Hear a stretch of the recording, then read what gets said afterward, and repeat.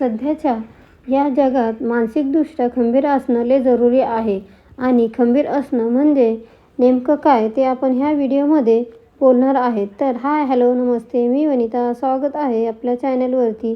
कसे आहात सगळे? मस्त मजेत ना?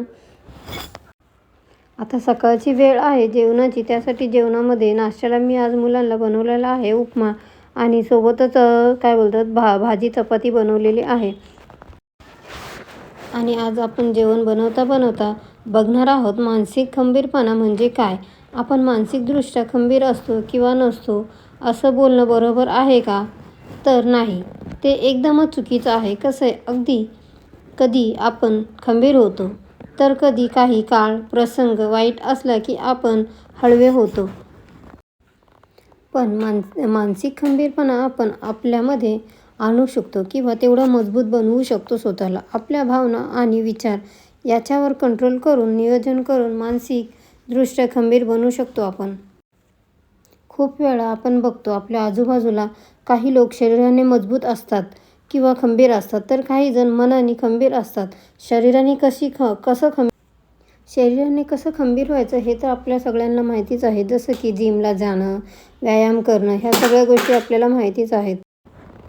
पण मानसिक दृष्टीने कसं खंबीर बनायचं हे सगळ्यांना माहीत असेल असं जरुरी नाही. काही जणांची मुळातच ते हमेशा खुश असतात, आनंदी असतात आणि त्यांचा मूळ त्या लोकांना बघून असं आपल्याला वाटतं की ते खंबीर आहेत. पण कसं आहे आपण आपल्या आयुष्यात आत्तापर्यंतच्या जीवनात काही ना काहीतरी अनुभव घेतलेले आहेत. आपण दुसऱ्याबद्दल, या जगाबद्दल आणि स्वतःबद्दल काय विचार करतो याच्यावरून, जे अनुभव घेतो त्याच्यावरून एकत्र परिणाम असतो. कठोर असणं म्हणजे मानसिकदृष्ट्या स्वतः खंबीर असणं तर नाही ना? तुमच्या मते काय, हे असं असतं का जे मजबूत दिसतात ते खंबीर असतात, असं काही आहे का? तर तुम्हाला काय वाटतं ते नक्की सांगा. चला, आजचा आपण खंबीरपणाबद्दल खूप काही बोललेलो आहोत. तुम्हाला जर आवडलं असेल तर मला सांगा कसं काय, आणि तुमच्या याबद्दल काय विचार आहे तेही सांगा. चला, या विषयावर बोलता बोलता आपले कामही आवरत आलेले आहेत आणि आज मला अचानकपणे सरप्राईज मिळालेला आहे. कसं आहे, आज माझे आई वडील येणार आहेत. म्हणजे मला तर माहिती नव्हतं. त्यांनी अर्ध्या रस्त्यामध्ये आल्यावर मला सांगितलं की आम्ही येतोय तुझ्या घरी. आणि मी खूपच खुश झाली की काय अचानक कशी काय आली म्हणून.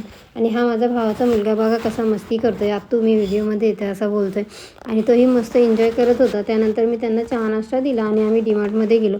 कसे, माझे आईवडील गावी राहतात तर त्यांना शॉपिंग करायचीच होती की स्वेटर घेणं वगैरे किंवा ब्लँकेट वगैरे गावी लागतात ना, थंडी खूपच आहे सध्या त्यामुळे. तर ते आलेले तर त्यांना मग मी डीमार्टमध्ये घेऊन गेले. खर्च तर त्यांनीच केला, जे घ्यायचं होतं ते त्यांनीच घेतलं. इथं स्वेटर बघतात बघा माझे पप्पा आणि आई, त्यांनी ते घेतलं आणि त्यानंतर आम्ही बिलिंग काउंटरला गेलो. पण आमच्या इथल्या डीमार्टला आता पिझ्झा काउंटर सुरू झालेला आहे. तर इथं माझे मुलं पिझ्झासाठी पैसे मागत आहेत माझ्या मम्मी पप्पाला आणि माझे पप्पा देत आहेत बघा. त्यानंतर आमची शॉपिंग वगैरे झाली आणि आज मी त्यांच्यासाठी स्पेशल मटणाचा बेत बनवलेला आहे. बकऱ्याचं मटण बनवायचं होतं, त्यासाठी ते आणलेलं आम्ही आणि मी ते शिजायला टाकले कुकरमध्ये. मी असं बनवते की अगोदर शिजवून घेते हळद मीठ टाकून, कांदा टमाटर टाकून, आणि त्यानंतर मग मसाला वाटून तडका देतो, म्हणजे शिजवतो, हे करतो. तर त्यांच्यासाठी बाजरीची भाकर आणि मी मटण, भाकरी, भात असा बेत बनवलेला आहे. आणि हा पूर्ण स्वयंपाक मी फक्त 1 तासामध्ये बनवलेला आहे त्यांच्यासाठी. म्हणजे तसंही मला स्वयंपाकाला जास्त वेळ लागत नाही, तर तो माझा स्वयंपाक असा बनवलेला आहे. बघा, आता मी भाजी टाकत आहे. तर मी मसाला भाजून वगैरे घेतलेला आहे, काळा मसाला, आणि आता तो कुकरमध्ये फ्राय करते आहे. मटण मसाला टाकणार आहे आणि परत 1 शिटी देणार आहे, जेणेकरून मसाल्याची टेस्ट आपल्या भाजीला लागून जाईल. आणि त्यानंतर मग मस्तपैकी आम्ही सगळे जेवलो आणि ते लोक आले याचं खूप मला खुशी झाली, आनंद झाली, छानच वाटलं मस्तपैकी आणि सगळे मिळून एकत्र जेवलो.